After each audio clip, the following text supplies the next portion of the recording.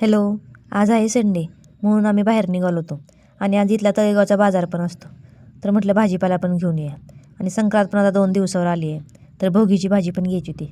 तर मस्त इथं हिरवागार भाजीपाला होता.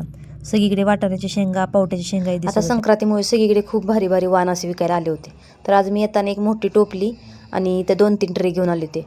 तर म्हटलं ही टोपली कांदा वगैरे ठेवायला होईल, कधी कांदे संपले तर काय कपडे वगैरे पण ठेवता येतील, म्हणून मी मोठी टोपली आणली होती. तर इथं बघा मी कांदे ओतून घेतले. तर बरोबर ह्यामध्ये भरपूर कांदे बसत आहेत. नंतर मग हर्षला मदतीला घेतलं आणि भाजीपाला निवडायला लागलो. तर हर्षला मी तर वाटाण्याच्या शेंगा दिल्या त्या निवडायला. त्याला म्हटलं तू निवड. तर तो बघा किती गप्पा मारत मारत वाटाण्याच्या शेंगा सोलतोय. तर मग इथं मी सगळा भाजीपालाही निवडून घेतला. 1 तास गेला बरोबर माझा भाजीपाला निवडायला. सगळ्या भाज्या फ्रीजमध्ये स्टोअर केल्या आणि नंतर मग जेवणासाठी आम्ही आज पास्ता बनवला. तर इथं मला आणि हर्षला जेवायला बनवायचं होतं. तर मग मी छान पास्ताही केला आणि आम्ही जेवणही केले. तर भेटू नेक्स्ट ब्लॉगमध्ये. बाय.